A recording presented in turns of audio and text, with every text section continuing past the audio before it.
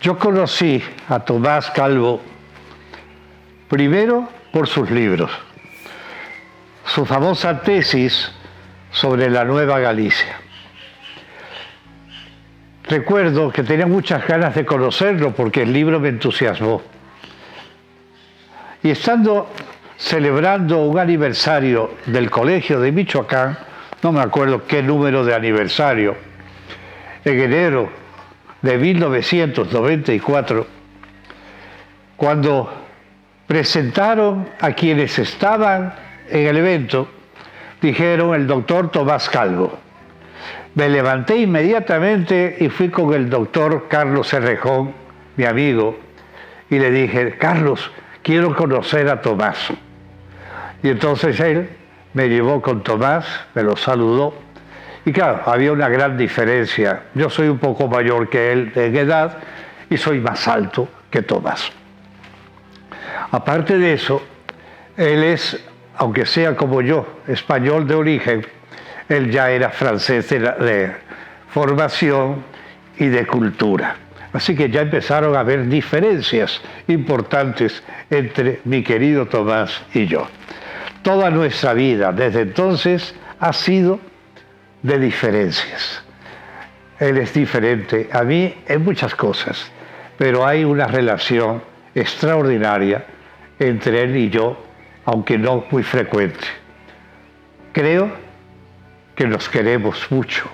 Es una palabra que a veces a la gente no la dice o la gente la oculta. A mí no me importa decirlo, lo quiero muchísimo. Es desde ese día para mí un hermano entrañable. De esa manera conocí a Tomás, en esa celebración de un aniversario más del colegio, en el lejano enero de 1994. Y me acuerdo que ahí, compartiendo el pan y el vino con él, comentábamos la reciente rebelión o revolución zapatista del subcomandante Marcos, que nos marcó desde entonces a muchos. Pues es un gusto tener la oportunidad de decir lo mucho que he aprendido y lo afortunada que me siento de haber tenido la oportunidad de conocer al doctor Tomás Calvo y luego disfrutar de su amistad y tener el gusto de compartir con él discusiones, participación en eventos académicos, lecturas, en fin. Creo que yo conocí a Tomás Calvo, como muchos historiadores y estudiantes mexicanos, a través de la primera referencia que sigue estando todavía muy vigente, que es el trabajo sobre Acatzingo. Yo estaba pensando en la posibilidad de trabajar cuestiones que tuvieran que ver con población y, por supuesto, una de las primeras referencias muy escasas que había todavía en esos momentos era el libro de Acatzingo, una de las pocas parroquias que se habían trabajado. Pues yo conocí a Tomás Calvo en el año 2001, creo, y lo primero que conocí de él fue su voz, porque yo estaba en grado, pero a distancia, ¿no? Era un servicio que existía en la Universidad de Nanterre de estudios a distancia. Y Tomás tenía una clase, una matrícula de historia de América Ibérica en el siglo XVII, y yo recibí cintas en las cuales escuché a su voz y me gustó mucho su clase, y después decidí seguir con él, pidiéndole que dirige mis trabajos de posgrado. Bueno, yo conocí a Tomás Calvo bastante tarde. Pienso que era en 1990 cuando se vino desde su lejano sur hasta la ciudad de las luces, en la Universidad de París-Nanterre.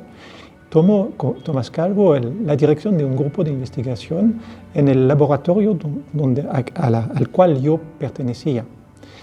Y antes, a la verdad, no sabía nada de su trabajo. Hay que decir que en Francia somos pocos americanistas, pero trabajábamos en este tiempo en grupos distintos y bastante separados. Él era con el grupo de Jean-Pierre Berthe y hacía ya historia social. Mientras tanto, yo pertenezco a otra generación de historiador, tengo 15 años menos que él, y había ocurrido un giro en la manera de hacer historia, y la historia cultural va volviendo un poco hegemónica en este momento.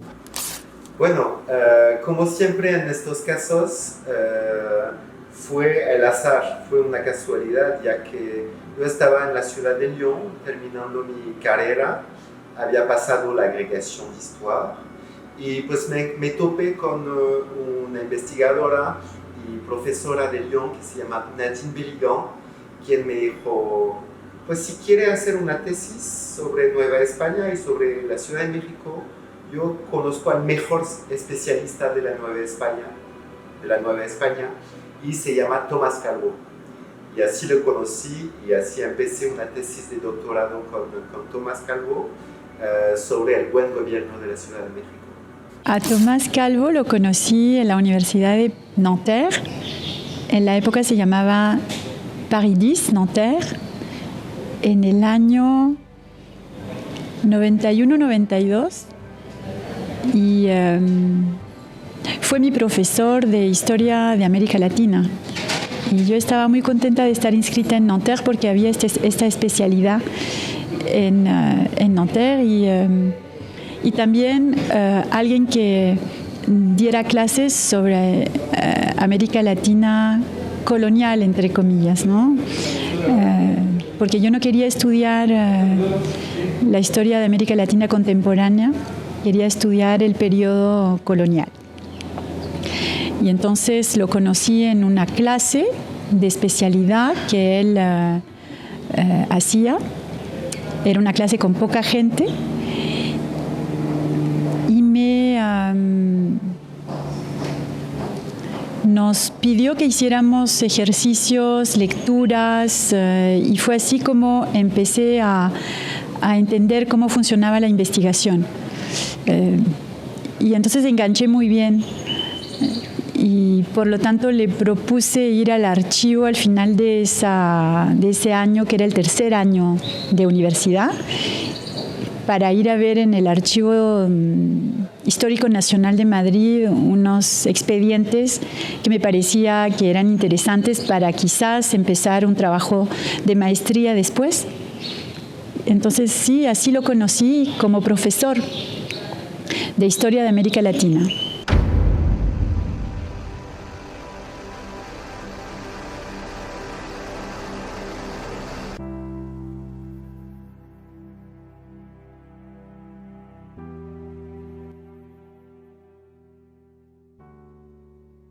Muy buenos días a todas y todos. Yo quiero agradecer a Tomás Calvo el haber aceptado participar en esta serie de entrevistas que tiene como objetivo reflexionar sobre el quehacer de un historiador que en 2023 cumple 50 años de vida académica. Un historiador que ha acumulado un sinnúmero de experiencias, de vivencias, y que ahora hace una pausa en el camino para compartirnos su egohistoria. Tomás, muchas gracias. Muchas gracias, Paulina, de aceptar pasar un tiempo con, efectivamente, un viejo historiador.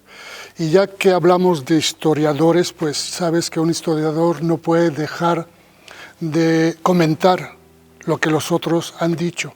Y si me permites, voy a comentar dos de los elementos que acabas de decir en esta introducción muy agradable para mí. El primer término que quiero comentar es, por supuesto, el esencial que va a guiar, pienso yo, todas estas conversaciones a lo largo del tiempo, es el de egohistoria. Egohistoria, pues, es ni más ni menos un término reciente, apareció allá por los años 1980 y es otro término sinónimo de autobiografía. Ahora bien, ¿por qué se dice en este caso egohistoria y no autobiografía? Pues precisamente porque se trata de la autobiografía en general, hecha por un historiador, Es decir, se trata para el historiador, después de haber torturado otros personajes a través de sus biografías o a través del comentario de las autobiografías de esos personajes, de ponerse él mismo sobre la mesa de tortura y sentir en su interior todo lo que significan los testimonios que en otras ocasiones ha ido a buscar hacia el exterior. En cierta forma se trata de, esta vez, de testimoniar, que es el trabajo de historiador, pero testimoniar a partir de sí mismo, es decir, con un acortamiento de la distancia, lo cual siempre es un problema para el historiador, y lo que viene después de ese acercamiento a distancia, pues la sugestividad. Más que en otras ocasiones, tenemos de luchar contra esa especie de monstruo que siempre tenemos detrás de nosotros, con el cual siempre luchamos, que es el juicio de valor y, más allá de ese juicio de valor, precisamente la sugestividad. Te prometí 2 comentarios. El segundo comentario es sobre esos famosos 50 años de historiador. 50 años es una cifra redonda, muy bonita para un historiador, medio siglo, que más y que menos. Ahora bien, pues puede ser 50 años, más o menos. En realidad mi vocación de historiador empezó mucho antes. Empezó pues hará ya cerca de 70 años. No es que me quiera valorar, pero tengo de ponerlo en su contexto. Yo tendría unos 7, 8, 9, 10 años y mi madre me llevó a un consultorio de médicos, siempre estaba enfermo. Y en los consultorios de médicos, no sé en México, pero allá en Francia, pues siempre había una serie de revistas sobre la mesa para que la gente pueda leer esperando que se le diera su turno. Y resulta que en ese momento encontré una revista de historia relativamente soft y que empecé a leer con mucha golosina, hasta tal punto, lo confieso y me siento muy mal, pero tengo que reconocerlo, me llevé la revista. ¿Te robaste la revista? Bueno, dicho de otra forma, pensaba devolvérsela, creo que nunca se la devolví, pero esa revista la leí de pies a cabeza y todavía hoy en día, si me interrogas sobre los artículos en esa revista, te los podría comentar, pero creo que sería otra historia más y que no tenemos tiempos para ello. Así que tengo tal vez 70 años de historiar o de intentar testimoniar. En este homenaje que le hacen a Tomás Calvo, me permitiré hacer una breve semblanza de cómo conocí a Tomás como compañero de trabajo, pero sobre todo cómo conocí a Tomás en el sentido de un historiador que ha aportado numerosos conocimientos, ¿sí?, al devenir histórico de esta nación. Mi primer punto de contacto con Tomás fue a través de una obra de allá por 1975-76 que escribió sobre Acatzingo, la historia demográfica de una parroquia. El primer contacto con este trabajo, que fue un trabajo riguroso, profesional, armado muy a la exigencia de la escuela francesa, me permitió realmente contactar a un historiador serio, conocedor de las fuentes históricas de este país, pero ante todo a un historiador que planteaba ya el desarrollo de una carrera profesional en el campo historiográfico de México. Posteriormente vinieron una serie de contactos a través de la obra que él fue preparando y que tengo entendido que le sirvió como requisito de su doctorado de Estado en París, una obra articulada sobre todo al reino de la Nueva Galicia, al siglo XVII, y a un sinnúmero de vínculos de las élites, los grupos de poder, de esta Nueva Galicia con la monarquía hispana. Poco a poco fui viendo la producción académica de Tomás Calvo, cómo iba creciendo, en algún momento con colaboraciones editadas por el Colegio de México, sobre todo una muy buena compilación de trabajos sobre demografía histórica que se habían publicado en la revista Historia Mexicana, volvió a poner de relieve ya a un historiador completamente formado, con trayectoria, con presencia en México a través también de su dirección al frente del CEMCA, un proyecto además muy novedoso que él encabezó y que articuló sin duda hacia América Central con muchas creces. Poco a poco fuimos viendo a un Tomás Calvo que iba diversificando sus intereses en función del amplio conocimiento que le iba dando la profesión. Lo mismo hacía estudios sobre la fotografía en Guadalajara en el siglo XIX que en Oaxaca a mediados del siglo XIX, estudios sobre caciques en la Sierra Zapoteca en el siglo XVII y posteriormente un desarrollo historiográfico muy profesional, muy amplio, que lo fue llevando a articularse con los intereses de la monarquía hispana en el Pacífico. En este periplo, en este trayecto de un conocimiento historiográfico, también tuve la posibilidad de conocer al otro Tomás, al Tomás compañero de cubículo, empleado del Colegio de Michoacán, al Tomás amigo.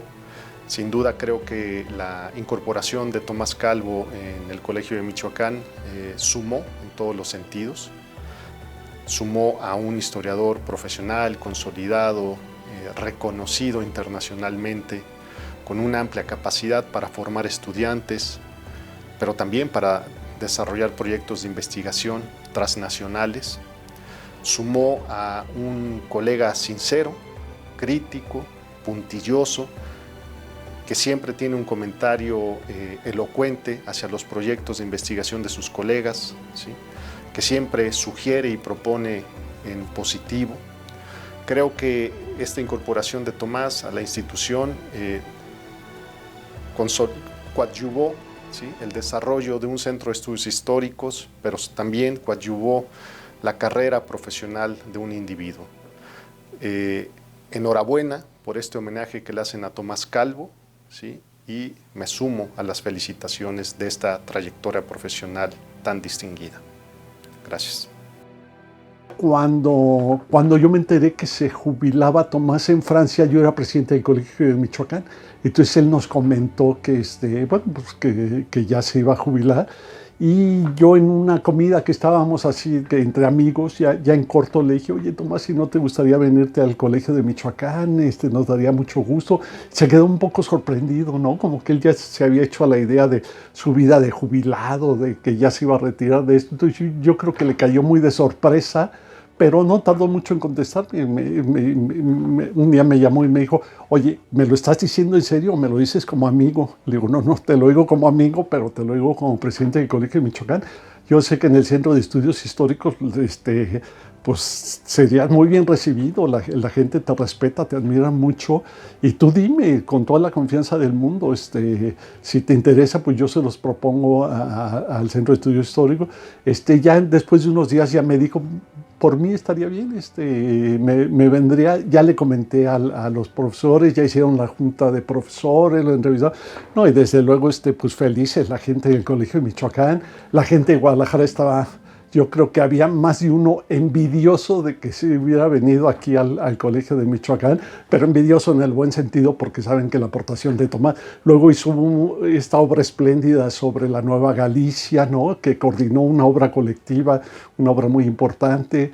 Entonces, pues la verdad, lo que ha aportado Tomás desde que llegó al Colegio Michoacán y al Centro de Estudios Históricos es impresionante. O sea, estamos muy agradecidos, muy contentos con Tomás, no solo por toda su sabiduría y por la intensidad de su trabajo, sino porque pues es un colega muy querido, ¿no? Realmente ayuda mucho a la armonía del centro, al buen ambiente que es una de las notas que yo creo que caracteriza al Centro de Estudios Históricos. Esa sería mi semblanza, digamos, con Tomás Calvo. Yo te he escuchado decir en diferentes ocasiones que la historia de tu familia es en cierta medida la historia de Europa. ¿Por qué? Bueno, volvemos a ese término de egohistoria. La egohistoria es la historia que, en cierta forma, su historia, que repito, en general, otros pueden ser egohistoria fuera de los historiadores, pero en las cuales esas egohistorias, el historiador introduce su savoir-faire, es decir, su manejo de una serie de técnicas, de una serie de conceptos, de una serie de realidades. Y la principal realidad que el historiador maneja siempre, tiene que manejar siempre, es poner in situ, es decir, contextualizar. Entonces, una egohistoria significa que, pues, a partir de un caso normal, se trata de ejemplarizar y extender efectivamente a una historia, en este caso, ¿por qué no?, de un siglo y, ¿por qué no?, de parte obviamente, de la historia de Europa. Historia de Europa que empezaría en el caso de esta familia, llamémosla familia Calvo, empieza por 1920. 1920, estamos en Europa, al final se acaba de terminar la Primera Guerra Mundial, que ha hecho millones y millones de muertos, millones y millones de inválidos, que ha transformado completamente las fronteras, que ha llevado consigo toda una serie de desplazamientos de poblaciones, unos desplazamientos obligados porque se han cambiado las fronteras, se han transportado gente de un lado de la frontera a otra para tratar de forma muy irresponsable, pero así era en ese momento, de impedir que más adelante hubiera otra guerra, y en realidad esto va a ser al origen de lo que va a conducir a la Segunda Guerra Mundial, pero bueno, entonces ha habido traslados de personas, centenares de miles, millones, de forma forzada, pero también ha habido desplazamientos, digamos, voluntarios de un país al otro. España no tomó parte de la guerra, España es un país en ese momento pobre dentro de Europa, Francia es un país dominante en ese momento, pero que ha perdido, por supuesto, buena parte de su sangre joven, millones, repito, de gentes muertos o inválidos. Y por tanto, 1920, pues Francia requiere mano de obra y pues la va a buscar en sus alrededores de sus fronteras y en particular en España. Y entre esos miles y centenares de miles, no tengo las cifras exactas, de españoles que por esos años 1920 cruzan la frontera para venir a trabajar al servicio de Francia, pues hay dos españoles, uno que procede de la provincia de Valencia, es el hombre, la otra es la mujer que procede de Andalucía, si bien recuerdo, creo que procede de Almería. Ya son mayores quiere decir que tienen más de 30 años, 30 y tantos años. Cada uno de ellos, ella, procede individualmente de su provincia a Francia. Lo único es que, sin saberlo, por supuesto, los dos se van a encontrar en el mismo lugar de Francia, donde van a ir a trabajar cada uno por su lado, que es la ciudad, gran ciudad, segunda, tercera ciudad de Francia, que es la ciudad de Lyon. Son gente sin grandes aspiraciones, hay que reconocerlo, sin gran cultura, son los dos, creo yo, estoy casi seguro, analfabetas, y se encuentran, son solteros, tienen más de 30 años, están aislados en ese mundo francés que por supuesto no conocen, del cual no deben haber practicado mucho la lengua, se encuentran, se conocen, se quieren y se casan. Y de ellos van a proceder dos niños que van a nacer en Francia, en Lyon. Mi tío, que es el segundo, y el mayor, que es mi padre, que como yo se nombra Tomás. Tomás, mi padre, va a vivir en Francia, va a ir a la escuela en Francia, por supuesto, su lengua materna, bueno, sus lenguas maternas, porque me imagino que en casa hablaba español y fuera de su casa y en la escuela hablaba francés, pues va a criarse en la escuela de la República Francesa y nacido en Francia, en ese ambiente francés se va a considerar hasta los 8 o 9 años como francés. 8 o 9 años, él debe haber nacido allá por los años 1923, 24, Llegamos 7 años, 8 años después, llegamos a 1930, 31. En Europa, en el mundo, mejor dicho, ha habido cambios dramáticos. La Gran Depresión. La Gran Depresión, efectivamente, de 29, pero que se va, por supuesto, a prolongar a lo largo del de la década de los años 1930. En ese momento, pues, decae el trabajo, el paro en las poblaciones obreras aumenta y los franceses, pues, con su egoísmo sagrado dicen, bueno, pues aquí tenemos gente extranjera, no hay trabajo para los franceses, pues menos debe haber trabajo para los extranjeros.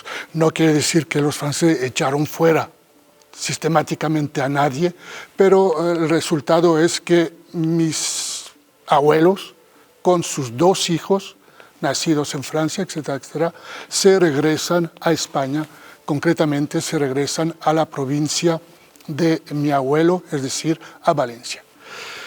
Y mi padre, ya que es el que en este momento toma el relevo, mi padre pues llega en una España procedente de Francia, que es un país, digamos, relativamente ordenado, relativamente sereno, políticamente relativamente estable, no exageremos en esas cosas, pero es una realidad, con un nivel de vida por supuesto muy superior, aunque para un obrero no era algo extraordinario, pero muy superior de cualquier forma a lo que pueda haber en España en ese mismo tiempo.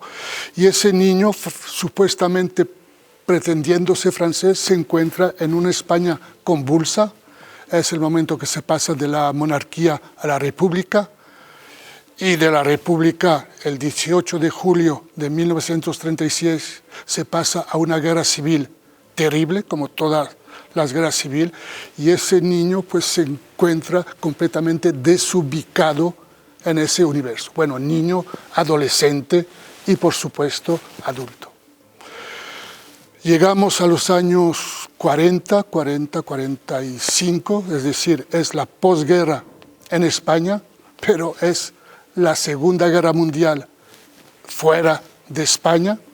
En España y más concretamente en Valencia, la posguerra, siempre me ha dicho mi madre que había sido peor, más terrible que la propia guerra y más en Valencia, ya que Valencia fue particularmente castigada por los vencedores, quiero decir, los nacionalistas, quiero decir, los franquistas. Fue el bastión de la República. Fue el último bastión, el último refugio de la República. Y eso, por supuesto, Franco se lo hizo pagar todavía más que lo que pudieron pagar el resto de España. ¿Y en la vida cotidiana cómo se siente? La vida cotidiana pues se siente muy difícilmente. Por ejemplo, bueno, ya no son los años 40, pero son el final de los años 40, cuando yo ya vivo y estoy viendo un poco mi entorno, pues tuve, entre comillas, la originalidad de comer carne de burro, carne de caballo, y caballos probablemente que habían muerto en condiciones un poco extrañas, y era lo más a lo cual podía acceder. Mi madre, porque de eso yo no me acuerdo, decía que el pan se hacía con las cortezas de las naranjas, o digamos parte del pan, o dentro del pan había corteza de naranja para permitir abultarlo. Esa era la realidad. Otra realidad, yo como niño no lo sentía bien, tenía 4 o 5 años. Un niño siente cosas, pero no las puede sentir en profundidad, pero lo bastante en profundidad porque, por ejemplo, delante de mi casa pasaba un tranvía, que era el 7 en castellano, el 7 en valenciano, y ese 7, pues vivíamos en Mislata, que es las afueras de Valencia, y ese tranvía, el 7, en 3/4 de hora llevaba de nuestro pueblo hoy en día en realidad es uno de los barrios de Valencia, hasta el centro de Valencia. Lo interesante, o lo que me recuerdo, es que pasábamos en un momento dado a la entrada entre Mislata y Valencia frente a la cárcel, la que se llamaba entonces la cárcel modelo.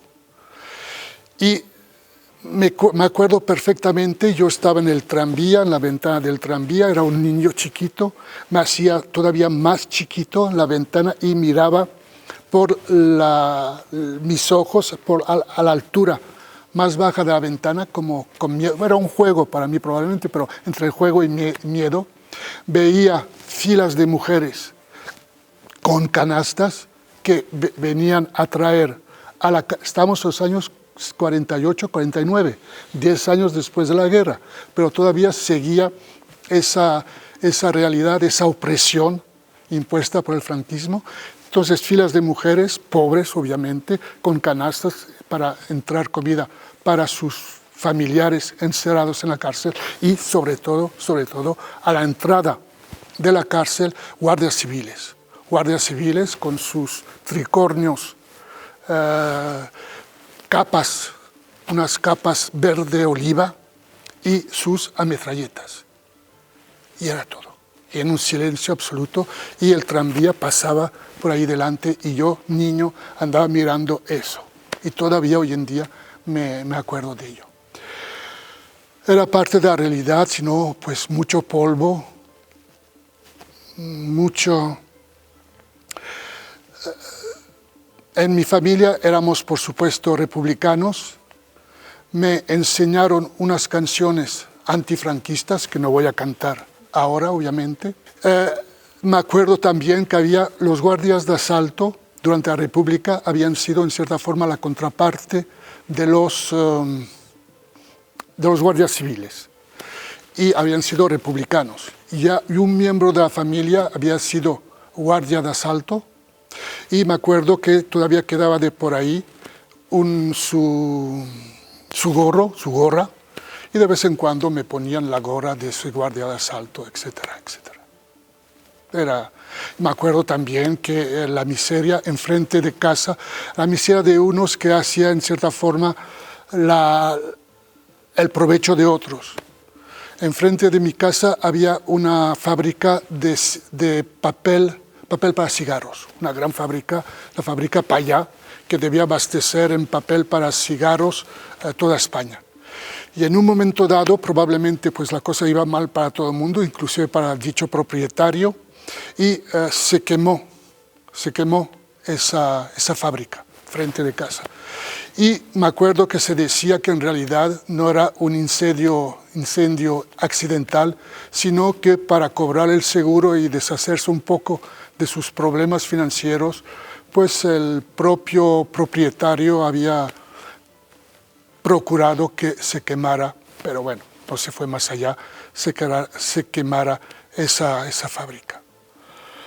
Otros recuerdos, sí, tengo otros recuerdos. Yo era joven todavía, 4 o 5 años. Intentaron ponerme en una escuela de monjas, pero no funcionó. Y no funcionó porque pues había que pagar a una escuela de monjas y mis padres no tenían los medios. Entonces me pusieron en una especie de guardería con una señora que guardaba 7 o 8 niños y entre ellos me guardaba a mí. Yo todavía vivía y no me daba cuenta. Por supuesto, es el que menos sufría de la familia, por razones evidentes. Todo el mundo me protegía, a mí en prioridad, ¿se entiende? Pero sé que mis padres, y mi padre en particular, y ahí volvemos a entrar, digamos, en la historia más general, más allá del niñito chiquito, mi padre pues tenía que entendérsela. Mi padre pues era joven, tenía 20, 25 años en ese momento, me tuvieron joven, tenían ellos unos 20 años, fue problema, fui parte de la cruz que ellos tuvieron que llevar, pero así va la vida. Y mi padre pues uno era jornalero, pero era jornalero y eso después le costó, tendré que explicar por qué. Trabajaba como jornalero en Manises. Tal vez sabes que Manises era en ese momento, todo eso hoy en día se ha perdido, era un gran centro cerámico. Y mi padre pues se pasaba el día en los tornos eran tornos nada de eléctricos ni nada, sino con el pie giraba el torno sobre el cual había una pieza de arcilla o lo que sea, y la andaba moldeando con sus manos, con agua, etcétera, etcétera, a lo largo del día. Y ese era su trabajo, digamos, principal.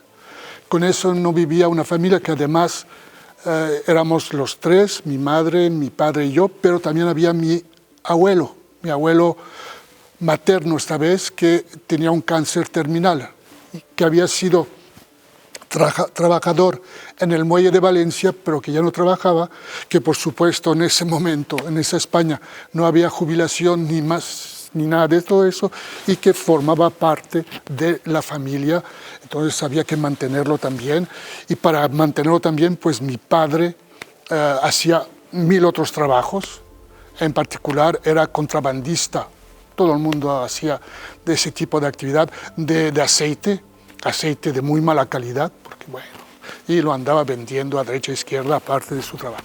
Y ahí está el punto importante. Mi padre era joven, era fuerte, era decidido, tenía iniciativa, etcétera, etcétera, y era un buen atleta. Y como buen atleta, pues hizo deporte, pero no hizo cualquier deporte, le gustaba la bicicleta. Y fue, digamos, no un profesional, pero un semiprofesional añadido a todo lo demás de la bicicleta en ese momento. Fue un buen ciclista regional, no iba más allá. Además, en ese momento no eran los tiempos de hoy en día de los deportes y de las grandes vedettes de los deportes, nada de todo eso. Y como ya sabes, porque ya te he contado un poco todo esto, eso va a ser determinante en el devenir de mi padre, de mi familia y por lo tanto de mí mismo. Tomás tiene una experiencia de intelectual, lo voy a llamar entre dos continentes o entre varios mundos, porque pues nace como español, de familia española. La historia de España y de Europa de ese entonces lo lleva a migrar a Francia, y ahí hace sus clases, en lugares que son tal vez de los más fuertes y centrales de la educación intelectual de su momento, pues en realidad todavía de hoy en día.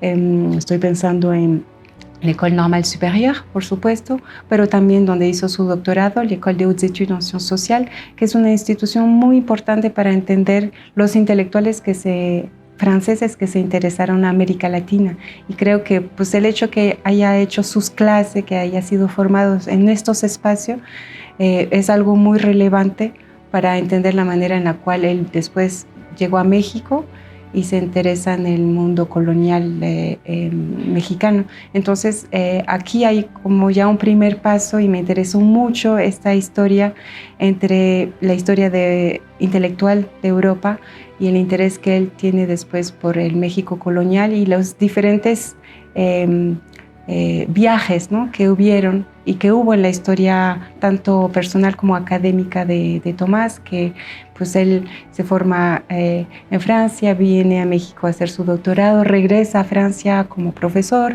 regresa a México luego, donde está ahora todavía viviendo, y en estos múltiples viajes se crea una forma de conocimiento entre estos dos continentes que me parece muy rica y especialmente fuerte. Creo que hay que valorarla mucho. Luego también me interesó mucho, y aquí hablaré más de Tomás Calvo como director del CEMCA, me interesó mucho la pertinencia de sus centros de interés como historiador. Yo creo que compartimos una preocupación como directores del CEMCA de no dejar la investigación de lado y de seguir siendo investigadores. Y para mí Tomás es uno de los ejemplos de estos directores que han sido investigadores también como directores del CEMCA. Él pues tiene un trabajo como historiador que pues es de una riqueza y de una amplitud que pocos directores del CEMCA y pocos investigadores en general tienen, y que ha tenido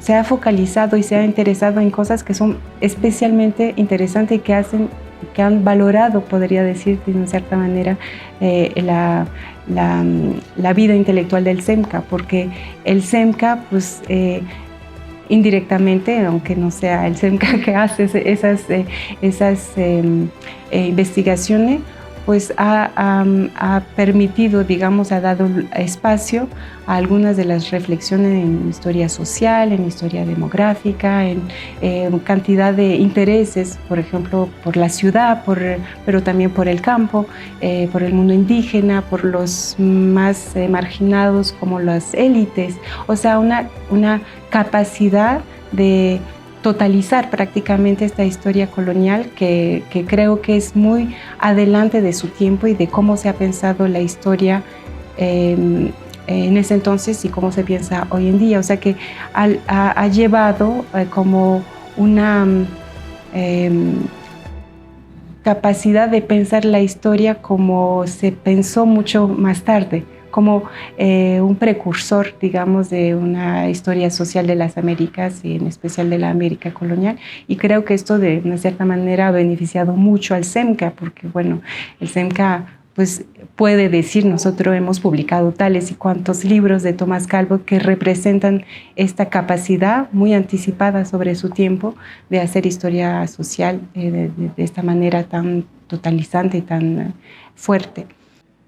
Bueno, a decir la verdad, yo no soy historiador, sino geógrafo, pero tuvimos el mismo maestro, el profesor Jean-Pierre Bert, así que nos encontramos pues de manera casi natural, porque había que intercambiar, empezamos a intercambiar muy rápido, pues cuando llegué por primera vez en la Ciudad de México en el 84, y es algo muy, muy llamativo porque al año siguiente, en el 85, hubo pues el gran terremoto.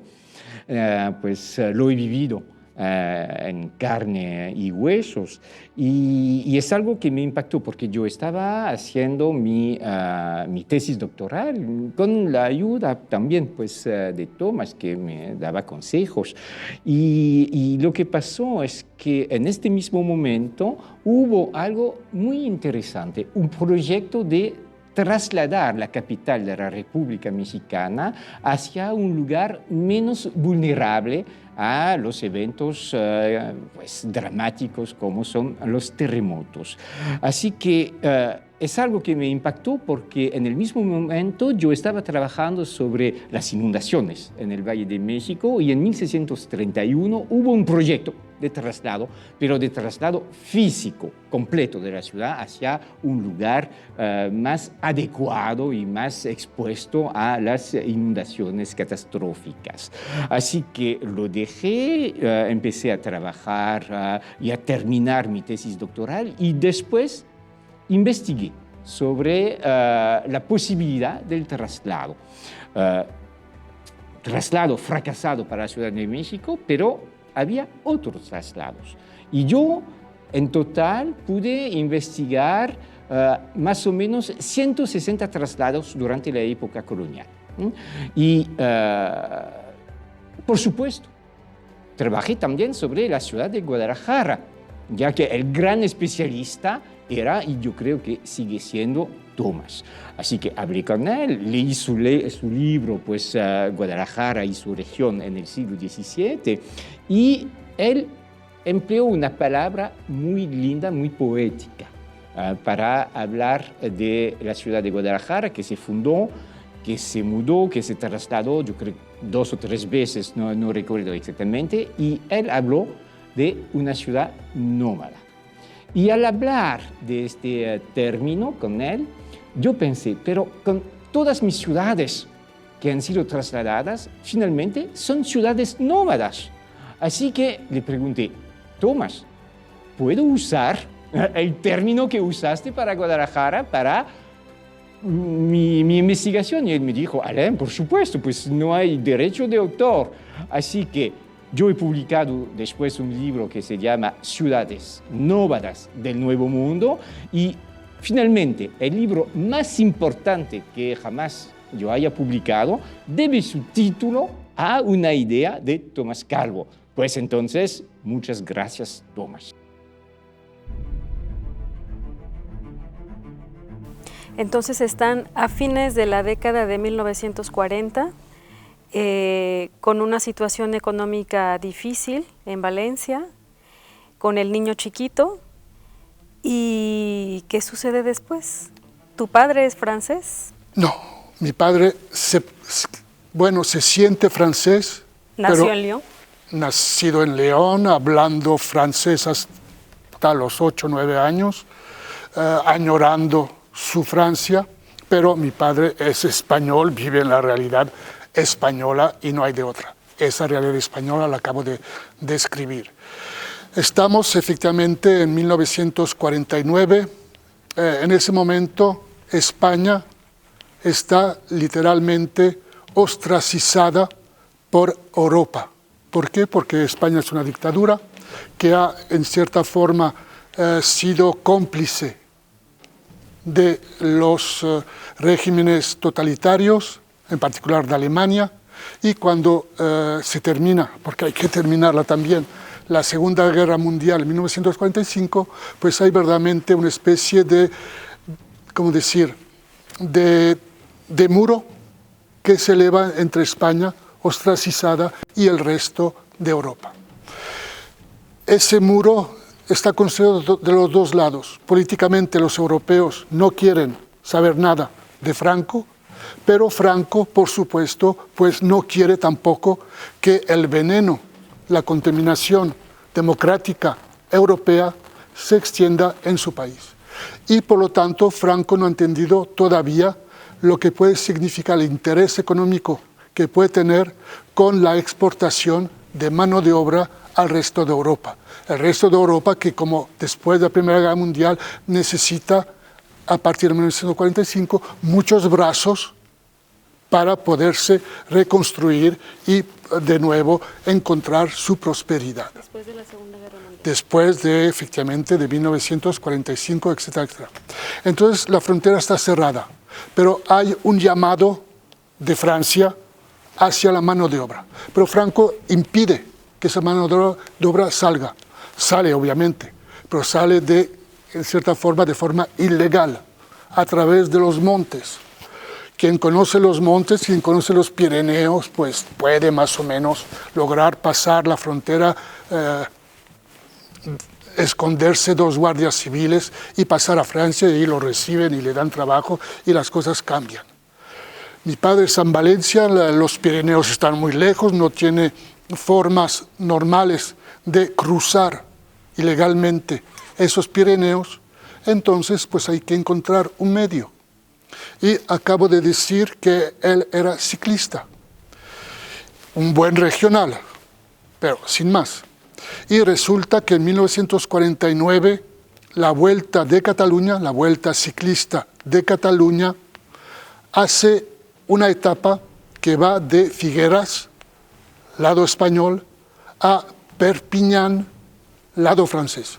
De Figueras a Perpiñán hay 70-80 kilómetros. Es una etapa, digamos, corta, pero es importante políticamente porque del lado de Franco que un deporte se relacione en una de sus etapas con Francia es como un señal de apertura. Bueno, eso es político. Mi padre no lo ve así. Mi padre ve la oportunidad, si yo logro ingresar en un equipo valenciano, por ejemplo, y es factible, a esa Vuelta de Cataluña, voy a llegar a Figueras, voy a pasar a Perpiñán, lado francés, saludado por la Guardia Civil, y me voy a quedar en Francia. Es un proceso que conocemos bien a partir de los años 70, 80, cuando hemos visto una serie de deportistas de alto nivel digamos, de los países comunistas, pasarse del otro lado, venir a Europa, a Estados Unidos y quedarse en Estados Unidos. En cierta forma, mi padre con otros fue uno de esos precursores, muy anónimo, por supuesto, muy desconocido. Bien, llega mi padre, por tanto, repito, saludado en la frontera por los guardias civiles españoles y llega a Perpiñán. Por supuesto, inmediatamente él ya tenía su plan, su idea, vende su bicicleta, había que hacer dinero, con lo que le resulta de esa venta, compra un boleto de tren, porque como todo migrante tenía en el bolsillo una dirección de una persona que no conocía, pero bueno, que le habían dado la dirección en París, un español, etc. Toma su boleto de tren, sube a París y va a entrevistarse con esa persona que lo recibe muy bien, etcétera, etcétera. Le dice, sí, por supuesto, estamos en 1949, la guerra se terminó hace 4 años, Francia se está reconstruyendo, Francia está progresando, Francia necesita mano de obra y qué bueno, y va a tener trabajo, pero fíjese que aquí en París, pues, usted no tiene profesión, usted es simple jornalero. Aquí en París pues son administraciones, son actividades terciarias, no va a encontrar mucho trabajo a su nivel, muy bajo, digamos, técnicamente. Por otro lado no se trata. Pero yo sé que en Le Creusot, más al sur de Francia, unos 350 kilómetros al sur de París, 350 kilómetros al sur de París, pues ahí en Le Creusot hay trabajo. ¿Por qué hay trabajo en Le Creusot? Porque Le Creusot es un gran centro siderúrgico. Es verdaderamente el feudo, llamémoslo así, de una gran familia de industriales franceses que son los Schneider. En las fábricas de los Schneider en Le Creusot trabajan cerca de 30.000 personas que hacen lo mismo tanques, cañones, locomotoras y después, pero mucho después, también instrumentos para centrales atómicas, etcétera, etcétera. Bueno, hay una fuerte demanda. Entonces, váyase a Le Creusot y seguro que va a tener trabajo.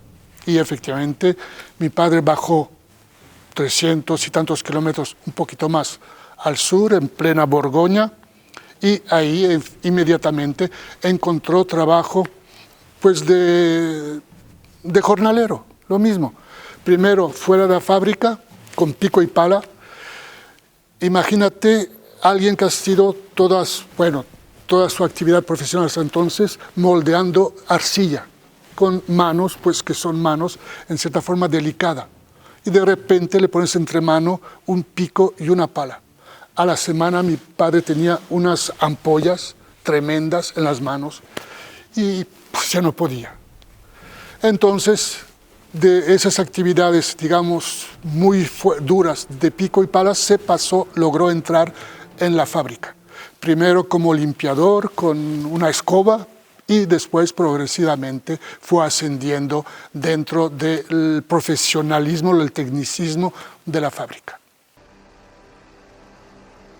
Bueno, somos más o menos de la misma generación, con una trayectoria semejante. Los dos nos formamos en la Escuela Normal Superior de Saint-Cloud, unos años de diferencia, nada más.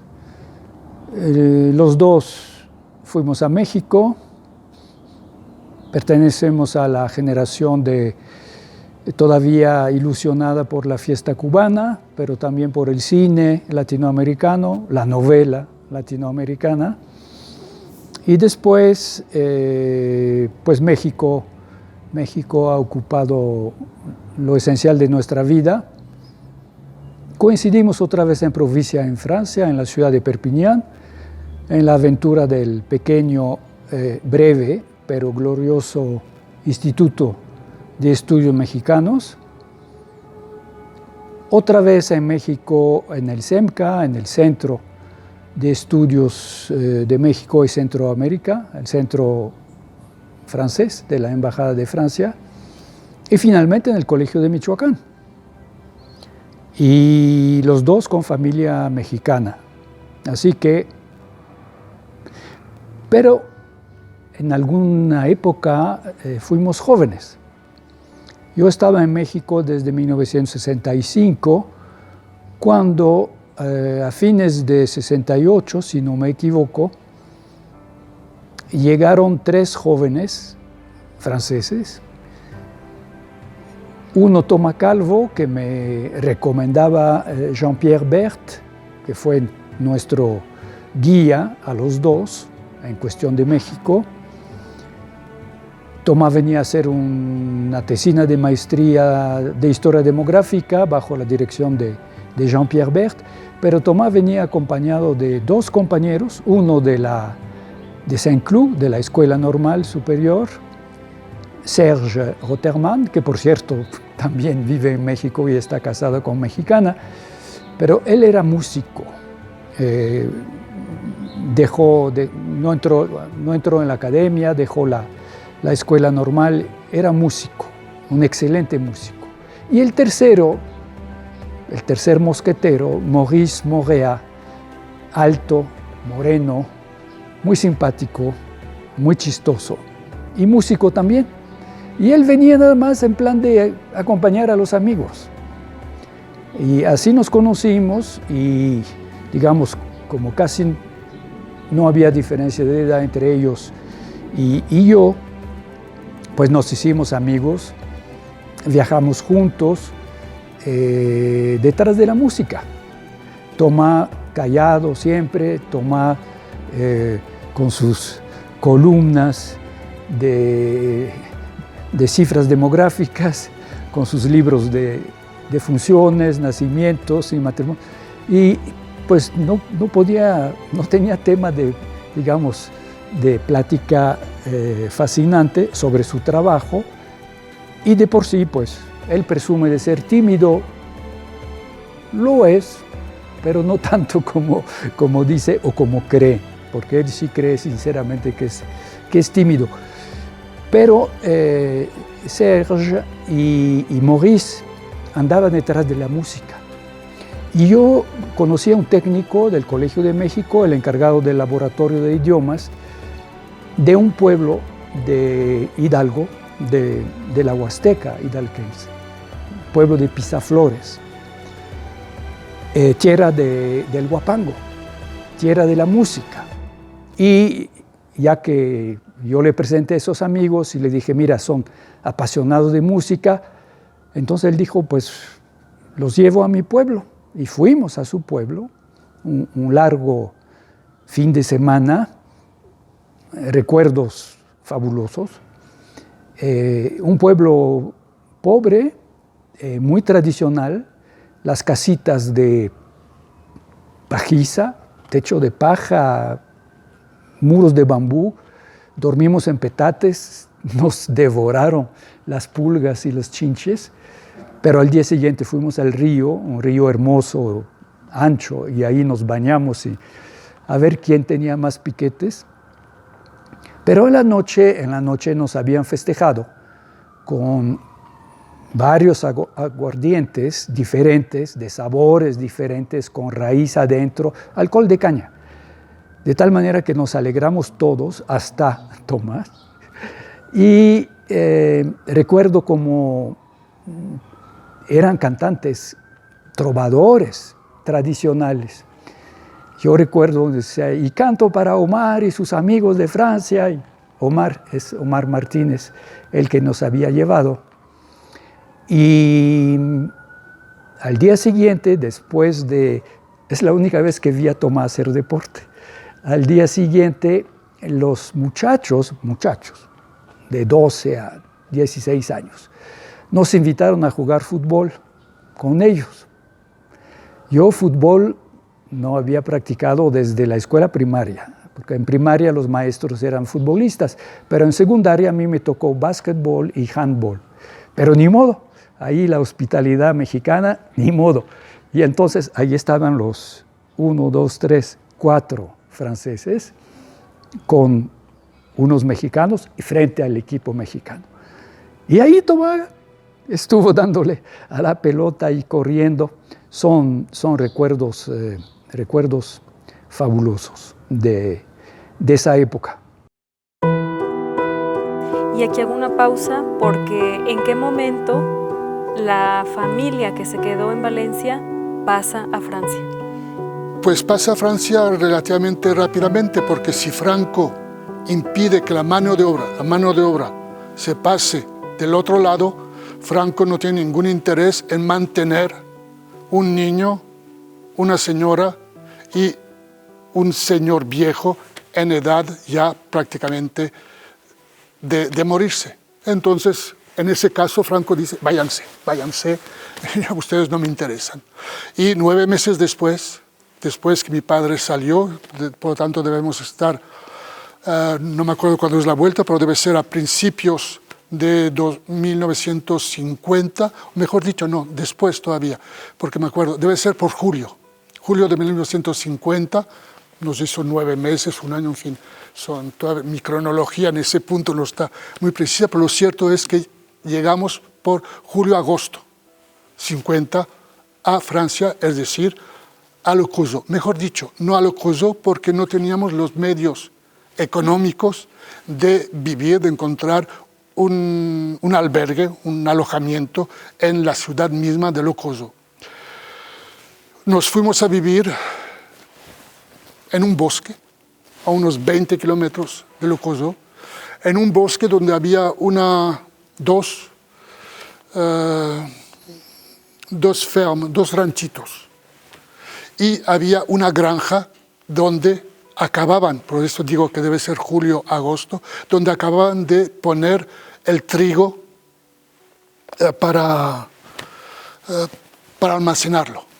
Quitaron el trigo y se quedó esa granja vacía, que me imagino que el alquiler debía de ser extraordinariamente barato, y nos fuimos, saliendo el trigo, nos fuimos a vivir los 4, con mi abuelo, por supuesto, que también lo habían llevado consigo mi madre y yo. Nos fuimos a vivir durante unos meses en esa granja, totalmente aislados, en medio del bosque. Todavía últimamente, no hace mucho, he ido a visitar esa granja que todavía está ahí. Me acuerdo que frente a la granja había un horno muy artesanal, muy rudimentario, donde se cocía el pan para una semana, que además de, si bien recuerdo, para mí, por lo menos que venía de España, me resultaba un pan verdaderamente maravilloso. Así llegamos. Eso duró unos meses, no era sostenible, no era posible. Mi padre iba a trabajar 20 kilómetros ida y vuelta en bicicleta cada día. Bueno, era ciclista, no era mayor problema en un principio, pero después de agosto viene septiembre, viene octubre, viene el mal tiempo, y para él pues regresar ya casi bajo la lluvia, después bajo la nieve, 20 kilómetros en bicicleta no era posible. Nosotros literalmente aislados en medio de ese bosque tampoco era posible, y nos acercamos de Le Creusot. No nos acercamos mucho, de 20 kilómetros pasamos a otro rancho, pero ya cerca de una pequeña ciudad, a unos 12 kilómetros, ya era mejor, 12 kilómetros de Le Creusot, donde estuvimos unos años. En ese ranchito, pues lo mismo, vivimos en una casa que era una casa muy bella probablemente. Hoy en día la han restaurado y la han transformado y es una belleza. En ese momento era una ruina, literalmente una ruina. Por debajo estaba el establo para los animales que ya no habían, y arriba estábamos nosotros. Todo eso era de piedra, todo eso era muy romántico, pero todo eso era en ese momento muy rústico y con el frío bastante incómodo. Y así pasamos 2-3 años, yo yendo 4 veces por día. Estaba en una especie de aldea, rancho, aldea, en español se dice mejor aldea, aquí tal vez rancho, que estaba a 2-3 kilómetros de la pequeña ciudad, que era la ciudad de Couche. Entonces se llamaba Couche-les-Mines, Couche, las minas, y hoy en día, porque estamos en Borgoña, región de viñedos, se llama Couche-les-Vignes. Couche, los viñedos. Bien, había cantina en la escuela donde yo iba, pero había que pagarla. Y mis padres no tenían los medios que pagarme esa cantina. Entonces yo hacía 4 veces por día, mañana, mediodía, ida y vuelta, 4 veces al día, solo, por supuesto, ese camino entre mi aldea y mi escuela en el pueblecito. Con lo mismo, con sol, qué bueno, con agua, está menos bien, y por supuesto, pero para un niño es muy agradable hasta cierto punto, con nieve. Justo esa era mi siguiente pregunta. ¿Cómo vive ese niño sus primeros años en Borgoña?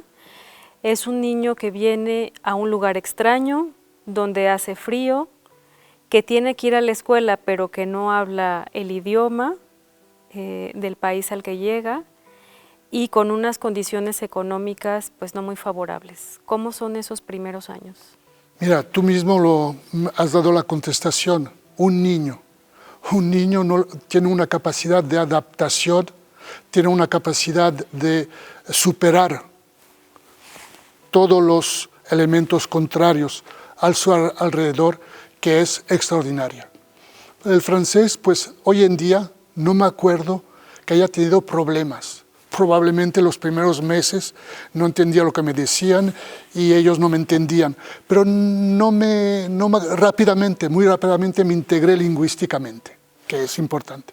No sé si me tomó 3 meses, 4 meses, 5 meses, 6 meses, pero en este momento tenía 5 o 6 años, eso lo he superado al punto que no me ha dejado huellas, en cierta forma, en la memoria. Por un lado. 2, pues para un niño, bueno, sentía en el fondo de mi corazón, era niño muy pequeño, pero políticamente eso me formó mucho. Sentía un odio en mí, un odio extraordinario hacia Franco. Franco que me había echado fuera de mi paraíso. Eso lo sentía muy fuerte, pero al mismo tiempo había tenido la capacidad de adaptarme y de sacar lo mejor de este nuevo país donde estaba. Lo mejor, pero lo mejor a mi nivel. Por ejemplo, usaba suecos, es decir, suecos de madera. Valencia, ¿quién hubiese usado suecos? Pero usar suecos de madera con paja dentro de los suecos para no tener tanto frío en medio de la nieve era para mí un juego. Hacer ruido, bailar con los suecos sobre las piedras era para mí algo nuevo, algo excitante. Vestirme con los vestidos que usaba en esa época, en esa Borgoña, es decir, un pasamontañas, que finalmente se parecía al yelmo de un caballero. Llevar una capa, como se usaba en aquel entonces, una capa negra que llegaba más o menos a las rodillas, me hacía asemejar a un caballero. Entonces me tomaba una escoba, me subía sobre mi escoba como un caballero, con mi capa, mi elmo, es decir, mi pasamontañas, y era el hombre más feliz del mundo. Me olvidaba de las ruinas, me olvidaba de la situación de mi abuelo, que era la que era, me olvidaba que comía mejor. El pan francés era para mí una delicia. Así, son recuerdos muy triviales, pero en realidad al nivel en el cual yo estaba de un niño, era el horizonte que me tocaba. Los problemas económicos más generales, las dificultades de mi padre, que seguía teniendo de ir a trabajar 12 kilómetros de ida, 12 de vuelta, en bicicleta. En Borgoña es bastante accidentado el relieve. Era joven, había sido ciclista, pero aún así me imagino que le debía pesar mucho. Yo todo eso lo oculté, o se me ocultó, con la ayuda de mis padres y con la ayuda de mi inconsciencia de niño, que, repito, era una inconsciencia parcial. Al mismo tiempo sentía perfectamente, entre comillas, lo que debía a Franco. Y entonces, por eso te has identificado con Antoine Silver y la infancia que él cuenta en este libro de Toinou. él en l'Auvergne y tú en Borgoña. Bueno, ahí es necesario explicarles un poco a los oyentes mexicanos de qué se trata.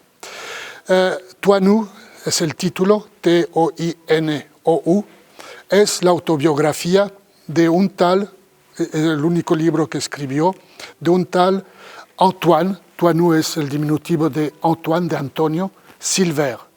Ese Antoine Silver escribió su autobiografía de pequeño campesino de Auvernia. Auvernia es el centro, en el centro de Francia, región montañosa, región pues fría, difícil, etcétera, etcétera, aislada también económicamente, socialmente, etcétera, etcétera.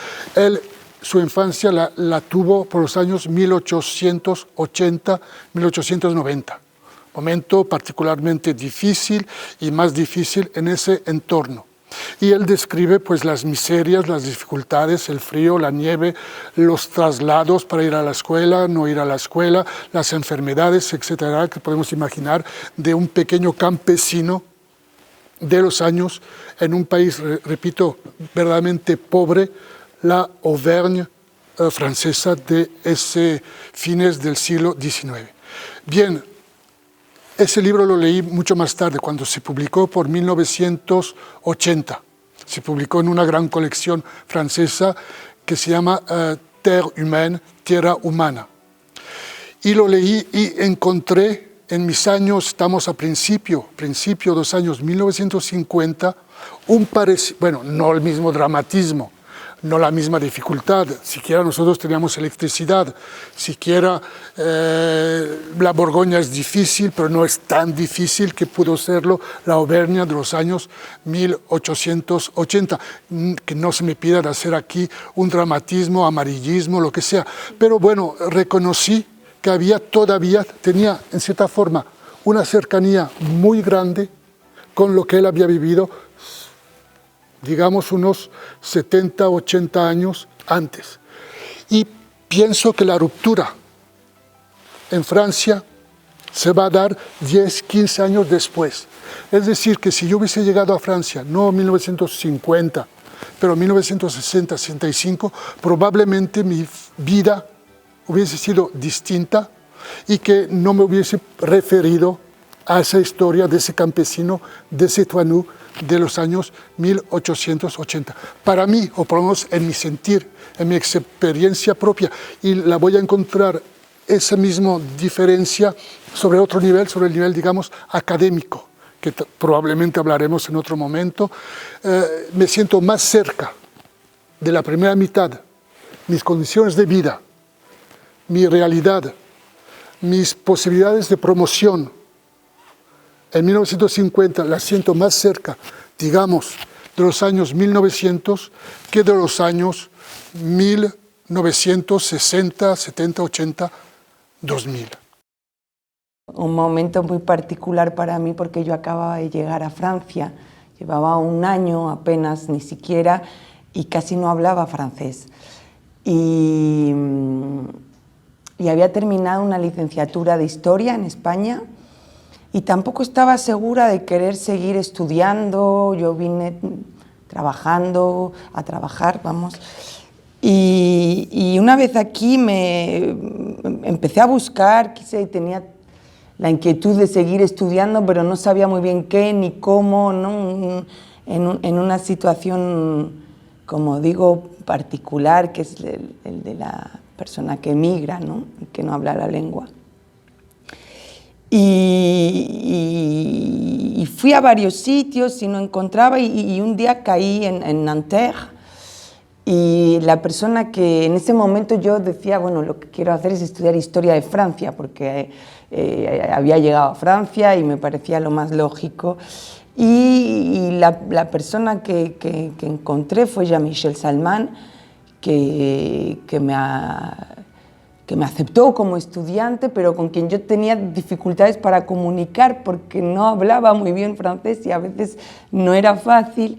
Y ahí fue una de las, porque ellos no sé si compartían el despacho, pero formaban parte del mismo departamento, y ahí apareció Tomás una vez y hizo la traducción, o me ayudó, me sacó del aprieto lingüístico. Esto fue como un primer contacto, y yo hice una tesina, lo que entonces se llamaba un DEA, sobre historia de Francia moderna. Pero mientras preparaba la tesina empecé a asistir a las clases de Tomás, a las clases de maîtrise, me parece que eran, y yo, bueno, yo no tenía que hacerlas, iba por curiosidad, y fue allí donde yo me entusiasmé por la historia de América, fue ahí donde encontré también un sentido a lo que estaba haciendo, a mi relación con la historia de España, con mi lengua, y todo eso desde un espacio que era Francia, ¿no? Y fue gracias a esas clases que las recuerdo con... También fue donde aprendí el oficio de historiadora, yo creo, porque Tomás venía siempre con fuentes. Cada clase era a partir de un caso que él había estudiado o que estaba estudiando, ¿no? Y realmente uno comprendíamos lo que era el oficio de historiador, y el entusiasmo que él transmitía en las clases también lo recuerdo, y cómo nos interpelaba. Bueno, yo encontré ahí un lugar en un sentido muy amplio, ¿no? En Francia, en qué iba a hacer, cómo continuar, y fue una decisión que con el tiempo se ha demostrado que fue muy importante, porque bueno, sigo aquí, hice una tesis, pero todo eso no estaba en el plan de partida cuando yo me fui de España. Así que ese es el recuerdo que tengo del momento en el que conocí a Tomás. Y bueno, luego Tomás fue mi director de tesis, así que durante muchos años trabajamos, y luego hicimos un trabajo juntos que empezó precisamente porque él me propuso paleografiar unos textos que él había encontrado en la Biblioteca Nacional de Madrid sobre unos franciscanos que habían estado en la costa de parte de Colima, del Pacífico, Nayarit, Sinaloa, y me invitó también entonces a hacer un trabajo con él, y un trabajo de fuentes, y todo eso fue en paralelo a la tesis, pero luego se convirtió en otro trabajo diferente, y para mí también una oportunidad de aprender, porque un aprendizaje enorme. Bueno, pues lo que da en estas situaciones, en torno a una relación tan larga como la que hemos tenido con Tomás Calvo, es pues hacer un poco el recorrido de lo que hemos vivido juntos, en gran medida como amigos, pero también como colegas, ¿no? Entonces, lo que se me ocurre decir es que, al final de cuentas, pertenecemos a una misma generación historiográfica, y que por lo mismo nuestras carreras han sido, pues se han compaginado muy bien, y nos hemos trabajado temas similares. Tomás me ha apoyado para muchas cosas, yo no creo que a Tomás le haya yo apoyado para muchas cosas, pero sí hemos compartido. Gracias a él me acerqué a la historia demográfica, me prestaba su lector de microfilms, entonces me sometí a ese tormento que es la lectura de los microfilms que tienen datos demográficos. Y luego, bueno, pues ha habido otros temas. El último es el último libro que organicé, en que invité con mucho gusto a Paulina y a Tomás, y los dos participaron. Entonces, bueno, hicimos ese libro sobre los caminos de la Nueva España, que fue una experiencia, pues podríamos decir, grata, no sé si llamarla así, porque lo realizamos en momentos de pandemia. Entonces fue como nuestro entretenimiento de pandemia, de búsqueda en archivos, de compartir temas. Entonces, bueno, ese ha sido nuestro último trabajo juntos, pero hemos pasado muchos otros momentos académicos que han sido realmente muy agradables, y que además han nutrido la amistad que dura hasta ahora, y que, bueno, en alguna forma nos festejamos, no nomás a él, sino todos nosotros, de seguir trabajando y de seguir siendo amigos, y pues de seguir preocupados por los temas de historia que nos han interesado a lo largo de estos tantos años de amistad y de compañerismo. Y ya que me das la pauta de los años 60, bueno, década de muchos cambios, de consumismo y demás, regreso a tu padre, porque tu padre es la historia de ese migrante que triunfa.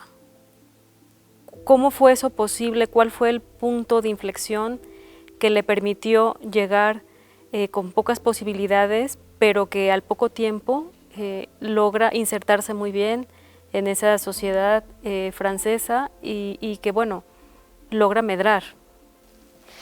Bueno, primero lo mismo comentario del historiador, etcétera, que triunfa sí y no. Tiene un triunfo, pero hay que reconocer un triunfo modesto. Digamos, tiene un progreso dentro de sus condiciones de vida y de su familia, obviamente. Tiene un ascenso social indubitable, pero que tampoco no hay que magnificar excesivamente.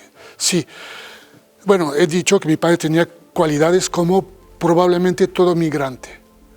Aceptar desarraigarse de su propio universo, aceptar todos los sacrificios que acompañan una migración, significa tener una capacidad, una voluntad superior, digamos, a la media de nosotros. Yo fui migrante, pero yo fui migrante a 5 años y no estoy seguro que yo, por ejemplo, hubiese tenido el potencial de arrancarme, de desarraigarme de mi universo para intentar la aventura y pasarme del otro lado. Y con, digamos, esos instrumentos, ese estímulo, esa capacidad, pues un migrante puede tal vez progresar, tiene desafíos más grandes y tiene la capacidad mayor que un natural dentro de un país que en teoría le es no adverso, pero difícil. Y eso es el caso de mi padre. Además, mi padre tenía un segundo elemento positivo, favorable, que no tienen en general los otros migrantes, es que él había nacido en Francia, es que él había ido a la escuela hasta los 8 años en la escuela francesa y él hablaba francés y escribía francés. Es decir que, entre comillas, era un asimilado francés antes mismo de haber cruzado esa frontera. Y eso fue para él un punto muy decisivo, positivo.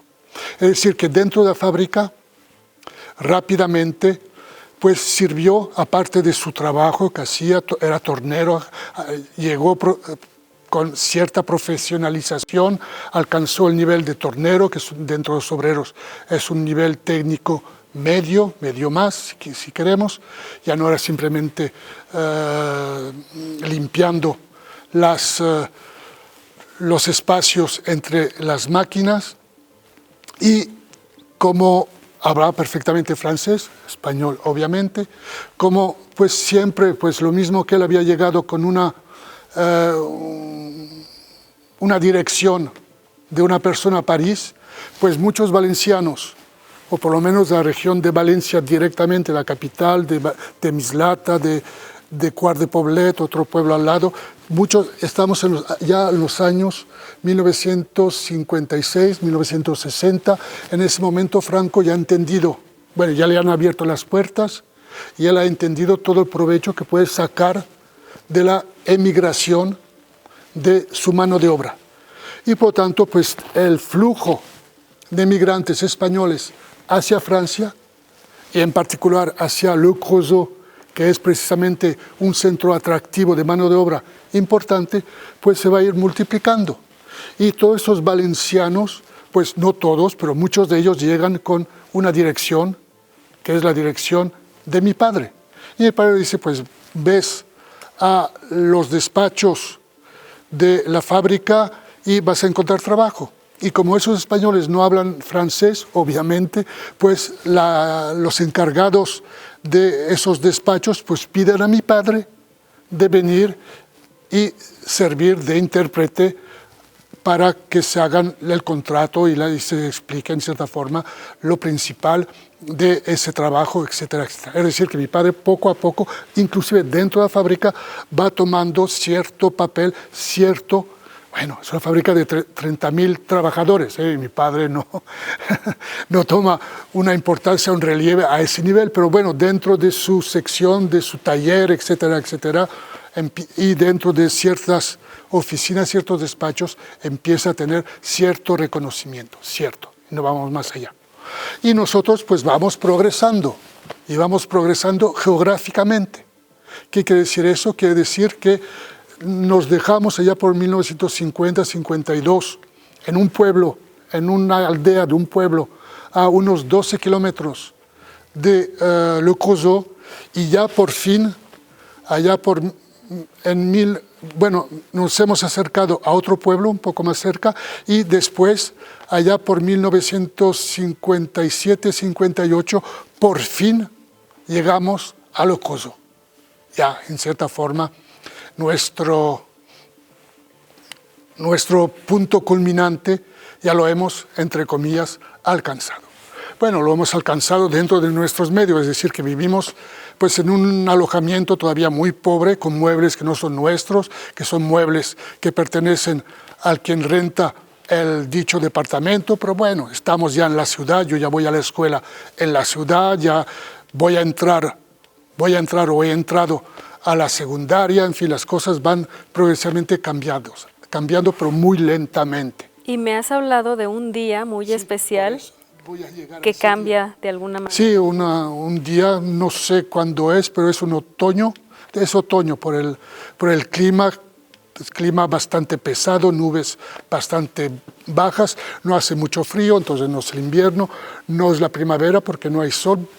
Me imagino que debió de ser un mes de septiembre, octubre, tristes, como lo son en esa región. Y estamos pues en ese, se llama garni, es decir, alojamiento guarnecido de muebles, por eso garni, que está es un segundo o tercer piso, ya no me acuerdo bien, se entra por una escalera exterior, estamos ahí, ya ha nacido una de mis hermanas, ya somos, mi abuelo ya desapareció y seguimos siendo 4, pero no somos los 4 mismos y vivimos en esa habitación, son 2 habitaciones que nos compartimos los 4 en total. Bien. Y tocan, son las 5, 6 de la tarde, estamos los 4 ahí. Qué bueno que mi padre en ese momento estaba ahí, si no todo hubiese cambiado y probablemente yo no estaría aquí en este momento. Tocan a la puerta, mi padre abre y entra un señor con un portafolio, con traje, corbata, etcétera, etcétera. Mi padre, que es persona muy hospitalaria, lo hace entrar, lo asienta y le dice, bueno, ¿qué desea usted? Y él dice, pues fíjese, yo estoy vendiendo o haciendo seguros de vida. Usted estaría interesado por un seguro de vida, yo se lo podría hacer, etcétera, etcétera, etcétera. Mi padre debe tener unos 30 y tantos años, es fuerte, es joven, un seguro de vida, y además un seguro de vida, pues la verdad no le interesa. Entonces, gentilmente le dice, sí, pues fíjese, nuestra situación no me interesa. Pero nota una cosa, es que ese dicho señor con su traje, su corbata, su portafolio, etcétera, etcétera, tiene unas manos, no como las mías, pero como las manos de mi padre entonces, llenas de callos, es decir, tiene manos de obrero. Y eso pues intriga a mi padre. Y le pregunta, oiga, sí, entiendo bien, usted es asegurador, pero bueno, yo estoy viendo que tiene las mismas manos que yo, manos de obrero. Y el señor le contesta, pues sí, fíjese que yo me he puesto de acuerdo con un verdadero asegurador y le sirvo de intermediario, es decir, que después de mi trabajo a la fábrica, voy de casa en casa tratando de vender, llamémoslo así, no sé el término exacto, de vender mis contratos de vida, y el asegurador después me da, por supuesto, una comisión sobre dichos seguros. Y así me ayuda, digamos, a ganar la vida. Mi padre dice, muy bien, muchas gracias por su franqueza, etcétera, etcétera, etcétera. Y el señor se va. Y mi padre empieza a pensar primero lo que he dicho anteriormente, que él tiene cierta superficie social, pongo eso de superficie social entre comillas y con mucha modestia, pero bueno, la tiene dentro del mundo de los migrantes españoles en Le Creusot, que debían entonces calcularse en centenares y no en miles de personas, y detrás de los obreros están llegando también, por supuesto, sus familias.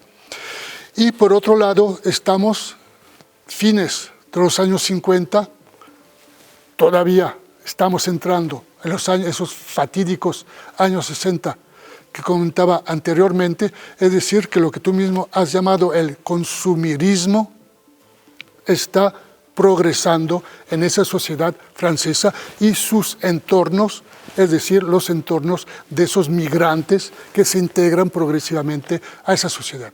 Ahora bien, estamos en México, el problema de la migración es muy conocido en México.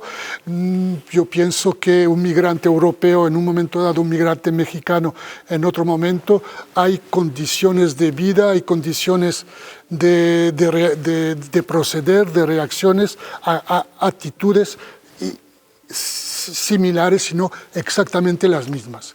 ¿Cuál es el deseo de un migrante francés que llega, un migrante español, que llega a Francia en esos años fines de los 50, principios de los 60, es trabajar, que sus hijos vayan a la escuela, una buena escuela francesa, que sus hijos vayan progresando, que coman bien, bueno, todo eso se lo da Francia.